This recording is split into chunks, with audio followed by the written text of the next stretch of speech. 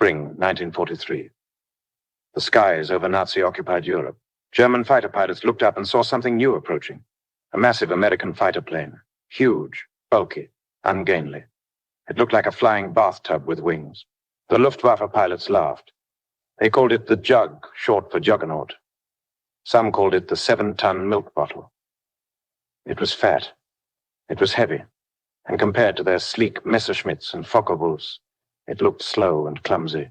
One German pilot, Hauptmann Hans Philipp, an ace with over 200 kills, radioed to his squadron after first seeing P-47's. The Americans have sent us targets, not fighters. They've built a bomber and forgotten to add the second engine. His wingmen laughed. The Luftwaffe had been fighting the RAF for 3 years. They knew what a fighter plane should look like. Sleek, light, agile. This American monstrosity was none of those things. Then the P-47 Thunderbolt opened fire. 850 caliber machine guns. 3,400 rounds per minute combined. A wall of lead that could tear apart anything in the sky. The combined weight of fire was over 50 pounds of bullets per second. The laughing stopped. Immediately. Permanently. Hans Philipp would be dead within 6 months, shot down by American fighters. His last radio transmission was a warning to other German pilots. Don't underestimate the Americans. Their new fighters are more dangerous than anything we've faced. This is the untold story of the most underestimated fighter plane of World War II. The aircraft that German pilots mocked until it destroyed them. The flying fortress that could absorb punishment that would obliterate any other fighter. The American beast that proved bigger isn't always worse. Sometimes it's just deadlier. And the revolutionary tactics that turned a flying bathtub into the Luftwaffe's worst nightmare. But to understand how the P-47 became legendary, you need to understand where American fighter design was in 1940, and the answer is behind. Badly behind. When World War II started in September 1939, the United States Army Air Corps had exactly 0 modern fighter aircraft. Not 0 good fighters. 0 modern fighters of any kind. The frontline fighter was the Curtiss P-40 Warhawk. It was a decent aircraft by 1939 standards, but it had a fatal flaw. It couldn't fight at high altitude. Above 15,000 feet, its performance dropped dramatically. The engine lost power. The controls became sluggish. German fighters could simply climb above P-40s and dive on them at will. The P-39, Airacobra, was even worse. It had the engine mounted behind the pilot, which created all sorts of balance and cooling problems. Soviet pilots would later use P-39s with some success, but American pilots hated it. It was slow, couldn't climb, and had a tendency to enter unrecoverable spins. The P-38 Lightning showed promise. Twin engine, heavy firepower, long range. But it was complex, expensive, and had serious engine problems in cold weather. Early P-38s in Europe suffered compressibility problems in dives. The aircraft would become uncontrollable and sometimes break apart. American aircraft designers were watching the air war over Europe with growing alarm. British Spitfires and Hurricanes were holding their own, but just barely. German Messerschmitt Bf-109s were excellent fighters. The new Focke-Wulf FW-190 was even better. If America entered the war, American pilots would be flying inferior aircraft against veteran German pilots in superior planes. That was a recipe for massacre. In the halls of the Army Air Corps headquarters in Washington, D.C., there was near panic. They needed a new fighter. Something that could match or exceed anything Germany had. Something that could be produced in large numbers.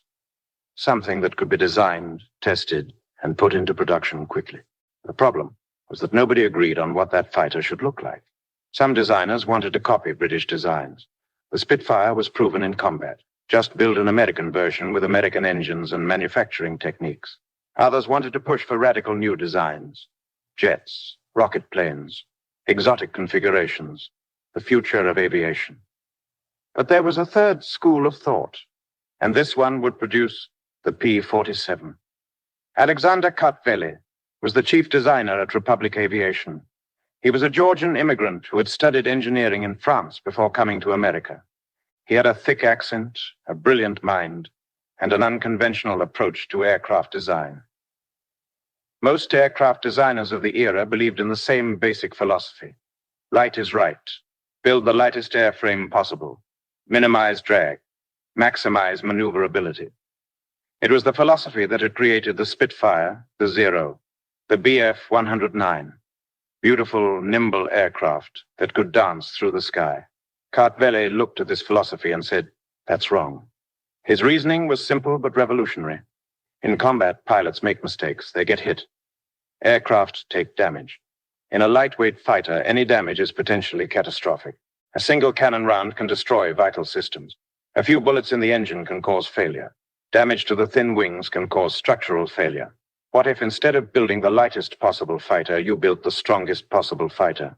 What if you accepted that it would be heavier and less maneuverable, but in return, it could survive damage and bring the pilot home? Kartveli's philosophy was radical. Survivability over agility, power over finesse, overwhelming firepower over clever tactics. And to make this philosophy work, he needed the most powerful engine available. The Pratt Whitney R2800 Double Wasp was a masterpiece of American engineering. 18 cylinders arranged in 2 rows, 2,000 horsepower. It was the most powerful aircraft engine in production anywhere in the world in 1940. It was also enormous. The engine alone weighed over 2,300 pounds. For comparison, an entire Spitfire weighed about 6,000 pounds. Just the engine of the P-47 weighed more than a third of a complete Spitfire. Most designers would have looked at this engine and said it was too heavy for a fighter. Kartveli looked at it and said, "This is exactly what I need." But building a fighter around this massive engine created enormous challenges. The engine was 52 inches in diameter. That meant the fuselage had to be at least 52 inches wide at the front. For aerodynamics, you want a narrow fuselage, but Kartveli had no choice. The fuselage was going to be wide. The engine needed cooling. A lot of cooling. That meant large air intakes and ducting. More width, more weight. Kartveli wanted the fighter to perform at high altitude, because that's where heavy bombers would need escort protection. High-altitude performance requires a turbocharger. The R2800 with a turbocharger could produce full power at 30,000 feet. Without it, the engine would choke in the thin air.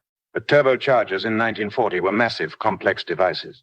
They needed to be mounted in the rear fuselage with ducting running from the engine back to the turbocharger, and then forward again to the engine.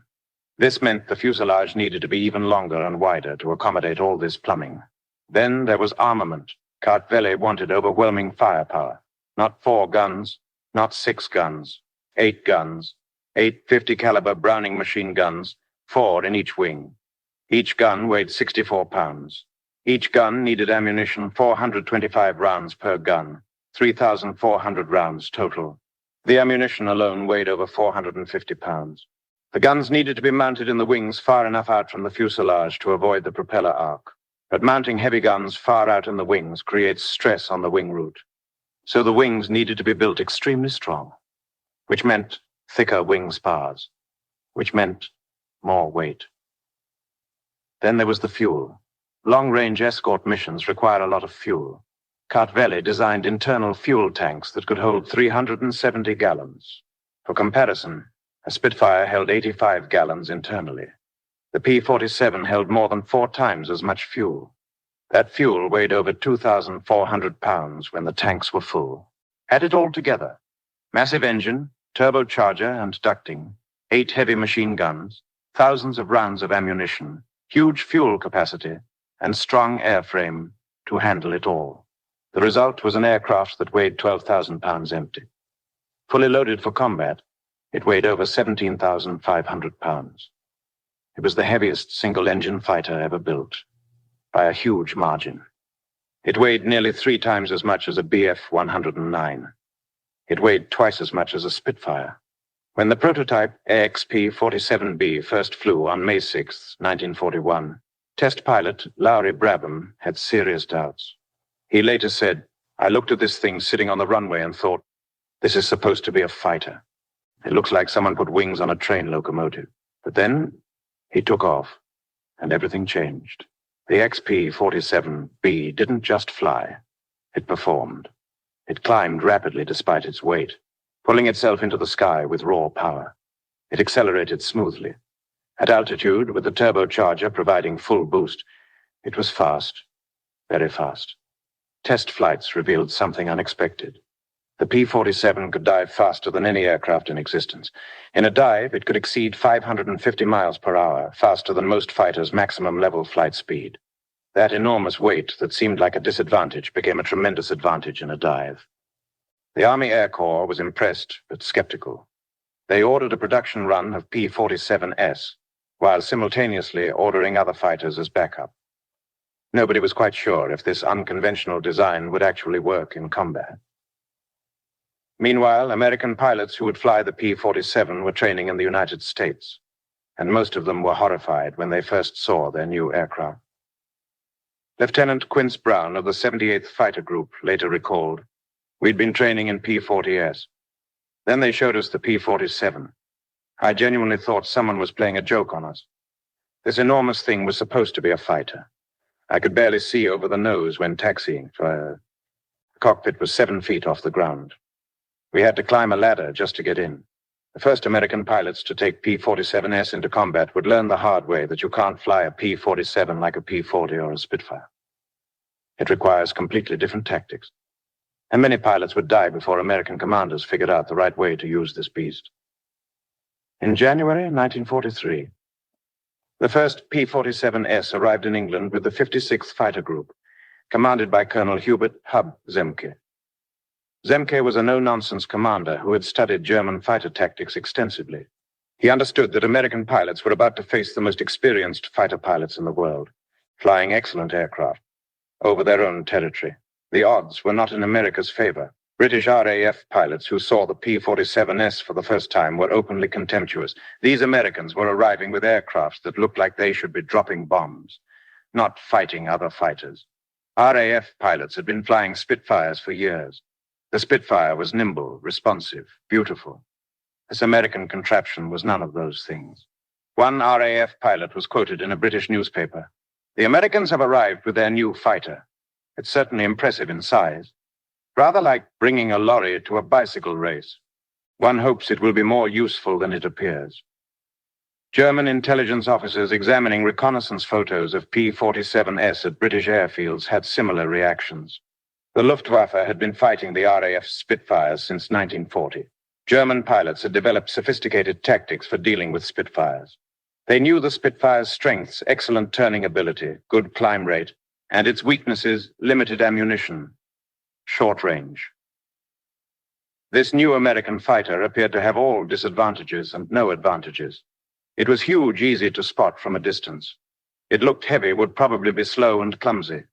German fighter pilots were told not to worry about the new American fighters. Just use standard tactics. Get on their tail and shoot them down. The first combat missions by P-47's in April 1943 seemed to confirm everyone's worst fears. American pilots, trained in traditional dogfighting tactics, tried to fight German fighters the way they'd been taught. When a German Bf-109 or FW-190 turned to engage, American pilots would try to outturn them. It went badly. The P-47 couldn't turn as tightly as a 109 or 190. It was too heavy. In a turning fight, German pilots could easily get on a P-47's tail and stay there. Several P-47's were shot down in the first few weeks of operations, and the American pilots who survived were shaken. Lieutenant Robert Johnson, who would become one of the P-47's greatest aces, described his first combat. A 190 got on my tail, and I tried to turn with him. Big mistake. He just stayed right there. I could hear his cannons hitting my aircraft. I thought I was dead. Then I remembered something from training. When in doubt, dive. I pointed the nose straight down and pushed the throttle forward. The 190 tried to follow, but I just walked away from him. That's when I understood what this aircraft could do. Hub Zemke recognized the problem immediately. American pilots were fighting the enemy's fight. German pilots wanted turning dogfights because that's where German fighters had the advantage. The solution was simple. Don't give them what they want. Zemke called his squadron commanders together and laid out new tactics that would revolutionize American fighter combat. "We're not going to dogfight anymore," he told them. "Here's how we're going to fight. We climb to high altitude, 28,000 to 30,000 feet, higher than the Germans usually operate. We spot them below us. We dive on them at high speed. We fire one burst. We don't try to turn with them. We use our speed and momentum to zoom back up to altitude. Then we do it again." These tactics became known as boom and zoom, and they would make the P-47 legendary. The tactics worked because they played to every strength the P-47 had, while avoiding every weakness. At high altitude, The P-47's turbocharger meant it had more power than German fighters. A Bf-109 at 30,000 feet was struggling to maintain altitude. A P-47 at 30,000 feet was still pulling strong. In a dive, the P-47's weight was an advantage. German fighters diving at high speed would reach their terminal velocity, the maximum speed their engines and aerodynamics would allow, around 450 to 500 miles per hour. The P-47 could exceed 550 miles per hour in a dive because its powerful engine and heavy weight could overcome drag more effectively. When diving on a target, the closing speed was so high that German pilots barely had time to react. By the time a German pilot saw a P-47 diving on him, registered the threat, and began evasive maneuvers, the P-47 was already in firing range, and those 850 caliber machine guns, when they opened fire, they were devastating. Each 50 caliber bullet weighed about 2 ounces and traveled at 2,800 feet per second. 8 guns firing together produced a rate of fire of about 400 rounds per second. That meant that in a 2-second burst, which is about all the time a pilot had in a high-speed pass, the P-47 would fire 800 rounds, weighing a combined 100 pounds. 100 pounds of bullets traveling at 2,800 feet per second creates a cone of destruction about 30 feet wide at typical combat ranges. Anything in that cone would be torn apart. Aircraft aluminum is thin, typically less than 1/10 of an inch thick. Aircraft structures are designed to be as light as possible while still maintaining strength. They are not designed to withstand impact from hundreds of supersonic projectiles. A 2-second burst from a P-47's guns could completely destroy a single-engine fighter. The fuselage would be shredded. Wings would have holes punched through them. The engine would be demolished. Fuel tanks would rupture and explode. German bomber crews learned to fear the P-47 even more than fighter pilots did. When a P-47 attacked a bomber formation, it could destroy multiple aircraft in a single pass. The first time Hub Zemke used the new boom and zoom tactics, he led his squadron to 30,000 feet over Holland. Below them, at 22,000 feet, a formation of FW-190S was escorting German bombers back from a raid on England. Zemke signaled his pilots and dove. The P-47S accelerated rapidly in the dive, reaching over 500 miles per hour. The German pilots never saw them coming until the last second. Zemke lined up on an FW-190 and fired a 2-second burst. The German fighter exploded. Parts of the wings flew off. The fuselage tumbled through the air, trailing smoke. Behind him, his wingmen scored similar hits. In less than 30 seconds, 4 German fighters were destroyed or critically damaged. Then the P-47S zoomed back up to altitude before the remaining German pilots could react. The German pilots radioed back to base in confusion and alarm. What had just happened? Where did the Americans come from? How did they get so much speed? This became the pattern for P-47 operations. Climb high, spot the enemy, dive fast, shoot, zoom away. The discipline required was immense. Pilots had to resist the temptation to chase damaged enemy aircraft. They had to maintain altitude advantage. They had to trust their wingmen and work as a team. But when pilots followed the tactics, the results were extraordinary. German pilots found themselves in an impossible situation. They were trained for dogfighting close in, turning combat where skill and aircraft agility mattered. But the Americans wouldn't dogfight. They would attack from above with overwhelming speed and firepower, then disappear before German pilots could respond. It was frustrating and demoralizing. German aces who had shot down dozens of aircraft found themselves helpless against this new American tactic. They would see P-47S high above them, but couldn't climb up to engage them because the P-47S had better high-altitude performance. They would see P-47S diving on them but couldn't evade because the closing speed was too high. And they couldn't pursue diving P-47S because the American fighters were simply faster in a dive. One German pilot, Major Johannes Steinhoff, wrote in his diary, "The Americans have found the perfect tactic for their heavy fighters. They refuse to fight on our terms. They use altitude and speed like a weapon. We can't force them into a dogfight. And when they attack, it's like being hit by lightning. By the time you see them, they've already shot at you and are climbing away." But what really broke German morale was what happened when they did manage to hit a P-47. Because hitting a P-47 often didn't accomplish anything.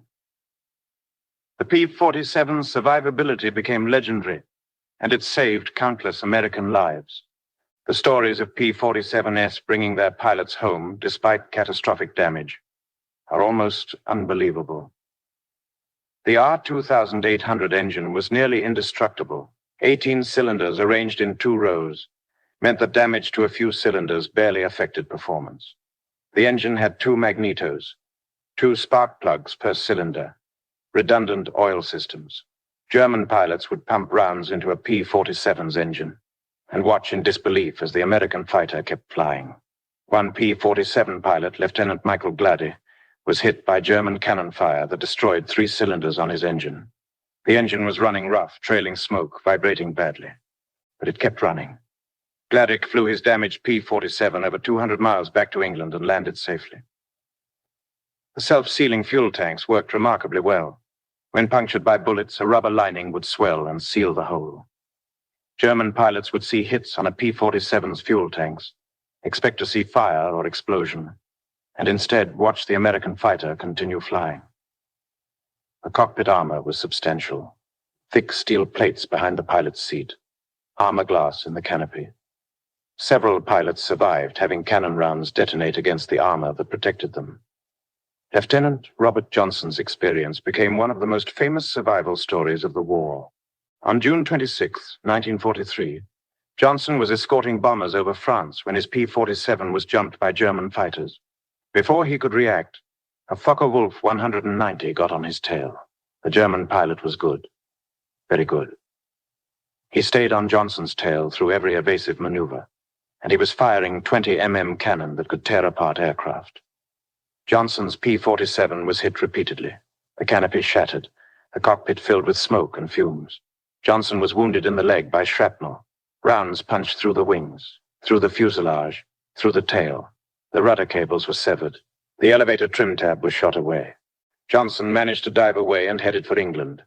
The German pilot, either out of ammunition or confident the American was doomed, didn't follow. Johnson's fighter was barely controllable. He couldn't use his radio, it had been destroyed. He couldn't bail out. The canopy was jammed shut. He could barely see through the shattered windscreen. The engine was running rough. Oil was streaming back over the fuselage. The aircraft was shaking violently, but it kept flying. Johnson nursed the crippled P-47 across the English Channel. He made it to his base at Manston. The landing gear worked miraculously. The hydraulic lines hadn't been severed. He landed with the aircraft shaking so badly he thought it would come apart. When ground crews examined Johnson's P-47, they counted over 200 bullet and cannon holes. There were hits in the engine, through both wings, through the fuselage, through the tail. Major structural components were damaged. Systems were destroyed, but the pilot walked away. The aircraft was repaired and returned to service. Stories like this spread through the American fighter groups. P-47 pilots began to trust their aircraft in a way that pilots of other fighters couldn't. They knew that if they got hit, they had a good chance of making it home. That confidence translated into more aggressive tactics and better combat performance. German pilots, conversely, started reporting these incidents to their commanders with growing alarm. They would claim hits on P-47's C-pieces fly off, see smoke, see obvious damage, and then watch the American aircraft fly away and escape. Luftwaffe intelligence officers initially didn't believe these reports. Pilots must be exaggerating. Aircraft don't survive that kind of damage. But then, reconnaissance photos confirmed it. P-47's that had been reported as probable kills were photographed at English airfields the next day, being repaired. German prisoners of war were interrogated and confirmed that they had shot up P-47's that should have been destroyed, only to have them escape. The psychological impact was devastating. German pilots had grown up believing in the superiority of German engineering and German training. They were the best pilots flying the best aircraft. They should be dominating the sky. Instead, they were being beaten by Americans flying aircraft that could shrug off damage that would destroy a German fighter. By mid-1943, the Luftwaffe was issuing new tactical guidance for engaging P-47's. The American P-47 fighter must be engaged with caution. Do not engage at high altitude where their superchargers give them advantage. Do not attempt to outdive them. Do not assume battle damage has disabled them Always confirm the kill. Aim for the pilot fuselage. Hits are often ineffective. Attack from below if possible to avoid their diving attack. Engage only with numerical superiority. These guidelines reveal just how much respect the P-47 had earned. The Luftwaffe was telling its pilots to avoid fair fights with P-47's. Only attack if you have advantages. Otherwise, disengage. This was a remarkable admission from an air force that had dominated European skies for 4 years. But air-to-air combat was only half the P-47's story. The aircraft's ruggedness and firepower made it an exceptional ground attack platform, and in this role, it became even more feared. In late 1943, American commanders recognized that air superiority over Europe was being achieved. German fighter strength was declining. Allied bomber raids were destroying German industry. The strategic air war was being won. But German ground forces were still strong. German tanks, artillery, and troops continued to resist Allied advances. What the Allies needed was close air support aircraft that could attack enemy ground forces directly. The P-47 was perfect for this role. Those 850 caliber machine guns that could shred aircraft could also destroy trucks, trains, artillery pieces, and even tanks. The aircraft was tough enough to survive ground fire, and it could carry bombs and rockets in addition to its guns. P-47's began flying ground attack missions, and German troops learned to fear them even more than German pilots did. The attacks would come without warning. P-47's would appear at low altitude, diving on a German column. The 8 machine guns would open fire, raking the vehicles with bullets. Then the P-47's would release bombs or rockets before climbing away at high speed. A single P-47 could carry 2 500-pound bombs or 10 5-inch rockets in addition to its guns. A flight of 4 P-47's could destroy an entire convoy in one pass. The Germans called them Jabos, shortened from Jagdbomber, fighter bombers. And they feared Jabos with an intensity that exceeded their fear of heavy bombers. Heavy bombers were predictable. They came in large formations that could be detected by radar. They targeted strategic locations, factories, rail yards, cities. Individual soldiers usually weren't in direct danger from heavy bombers, but Jabos were everywhere and anywhere. They attacked without warning. They targeted anything that moved: supply trucks, trains, tanks, artillery, even individual vehicles. No German soldier was safe when Jabos were overhead. German troops learned to move only at night. During daylight, any movement risked attracting Jabo attacks. Supply convoys would wait in forests during the day, only moving after dark. Trains would hide in tunnels. Even individual soldiers would freeze when they heard aircraft engines, hoping not to be spotted. One German soldier wrote in a letter home, "We fear the American Jabos more than artillery. Artillery you can predict. You hear the whistle, you take cover. But the Jabos come from nowhere. One moment it's quiet. The next moment they're shooting at you. And they have unlimited ammunition. They'll make pass after pass until everything is destroyed." The P-47's ammunition capacity made it particularly devastating in ground attack. With 3,400 rounds total, a P-47 could make multiple strafing passes on the same target. Other fighters would fire all their ammunition in 1 or 2 passes and have to return to base. The P-47 could stay over the battlefield longer, attacking more targets. The armor-piercing incendiary rounds used by P-47's were incredibly effective. They could penetrate thin armor on trucks and light tanks. They could puncture railroad cars and locomotives. They would ignite fuel tanks, causing fires and explosions. One famous incident occurred during the Allied breakout from Normandy in August 1944. A massive German counterattack was being launched with tanks and infantry. P-47's of the 405th Fighter Group arrived overhead and began attacking. For over 2 hours, the P-47's made continuous attacks. They destroyed tanks with bombs and rockets. They strafed infantry with machine guns. They destroyed trucks, half-tracks, and artillery pieces. The German counterattack was completely shattered before it even reached Allied lines. German commanders later estimated that P-47 attacks destroyed over 100 vehicles and killed or wounded over 500 soldiers in that single engagement. The psychological impact was even greater. German soldiers saw that any daylight movement would bring American Jabos down on them. The P-47's toughness was crucial for ground attack missions. Flying low and slow made aircraft incredibly vulnerable to anti-aircraft fire. The 20 mm and 37 mm flak guns could destroy most fighters with a single hit, but P-47's could take hits from flak and keep flying. There are numerous accounts of P-47's returning from ground attack missions with massive flak damage that should have been fatal. One P-47 returned to base with a hole through the engine large enough to put your fist through. 3 cylinders were completely destroyed. The propeller had visible damage, but it flew home. The pilot landed safely. The aircraft was repaired and flying again within a week. Another P-47 was hit by a 37 mm flak round that detonated inside the fuselage, blowing a hole 3 feet wide. The control cables were severed, but redundant cables meant the pilot could still control the aircraft. He flew it back to England and landed safely. Perhaps the most famous story of P-47 toughness involves a pilot named William Overstreet. He was chasing a German Bf-109 through the streets of Paris in 1944. Yes, through the streets, flying underneath bridges.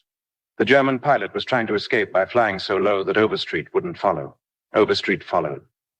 Through the city streets, underneath bridges, so low that Parisian citizens later reported they could see the pilot's face. He eventually shot down the German fighter, then climbed away and flew back to England. His P-47 had tree branches stuck in the landing gear from flying so low, but it was undamaged and ready to fly again. The stories of P-47 invulnerability became a source of pride for American pilots and a source of despair for German forces. The aircraft seemed unstoppable. It could fight at high altitude. It could dive faster than anything else. It could outrun German fighters when necessary. It could survive damage that would destroy other aircraft. And it carried enough ammunition to stay in combat longer than any opponent. By 1944, the Luftwaffe was in serious trouble. Experienced pilots were being killed faster than replacements could be trained. Fuel shortages meant new pilots received minimal training before being sent into combat. Aircraft production couldn't keep up with losses. And Allied air superiority meant that German fighters were outnumbered in almost every engagement. The P-47 was a major factor in achieving that air superiority. By late 1944, P-47's were flying thousands of sorties per week. They were shooting down German fighters in air combat. They were destroying German aircraft on the ground. They were attacking German transportation networks, preventing supplies from reaching the front. They were supporting Allied ground forces with devastating effect. German commanders were writing desperate reports about the Allied air superiority. One report from September 1944 stated, Allied fighter bombers, particularly the American P-47, have made daylight movement nearly impossible. Supply convoys are being destroyed. Troop movements are being attacked. Our own fighters cannot provide adequate protection. The enemy has complete control of the air. The statistics tell the story of the P-47's impact. Total P-47's built, 15,636, more than any other American fighter. Enemy aircraft destroyed in air combat, 7,067. Enemy aircraft destroyed on the ground, 6,000. Locomotives destroyed, 9,000. Railroad cars destroyed, 86,000. Trucks and vehicles destroyed, 68,000. Tanks and armored vehicles destroyed, 6,000. Total sorties flown, 1.9 million. Total combat hours, 1.9 million. But perhaps the most important statistic is one that's harder to quantify: pilot survival rate. P-47 pilots in Europe had the highest survival rate of any American fighter pilots. They were more likely to complete their tour of missions and go home alive than pilots of any other aircraft type. Part of this was the aircraft's toughness. P-47's brought pilots home, even when badly damaged. Part was the superior tactics boom and zoom fighting gave American pilots the advantage.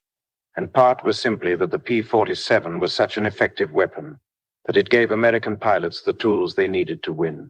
After the war, captured German pilots and commanders were extensively interviewed. They were asked which Allied aircraft they feared most. Many said the P-47. Not because it was the fastest, the P-51 Mustang was faster at most altitudes. Not because it was the most maneuverable, the Spitfire could turn better. but because when you fought a P-47, you couldn't count on getting a kill, even if you scored hits. One German pilot, Oberst Johannes Steinhoff, who survived the war with 176 victories, was asked what the hardest Allied fighter to fight was. He said, "The P-47 was the most frustrating opponent. You could shoot at one, see hits, see pieces fly off, and it would just keep flying. Then it would climb away where you couldn't follow, or dive away at speeds you couldn't match. And if it got a shot at you, just one burst would destroy your aircraft." The P-47 pilot had every advantage. He could choose when to fight. He could choose when to leave. And his aircraft could survive mistakes that would kill us. Another German pilot said more bluntly, "I would rather fight 5 Spitfires than 2 P-47's." The P-47's success proved that Alexander Kartvel's unconventional design philosophy was correct. Survivability matters more than agility.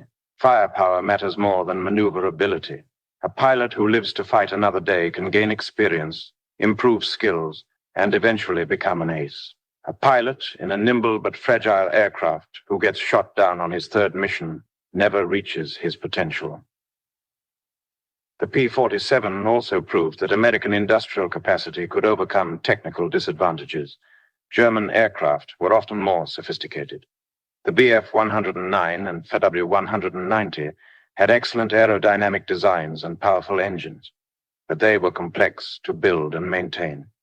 They required skilled labor and precision manufacturing. The P-47, by contrast, was designed for mass production.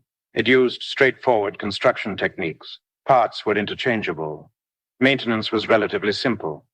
The rugged construction meant that battle-damaged aircraft could be repaired quickly and returned to service. America built over 15,000 P-47's.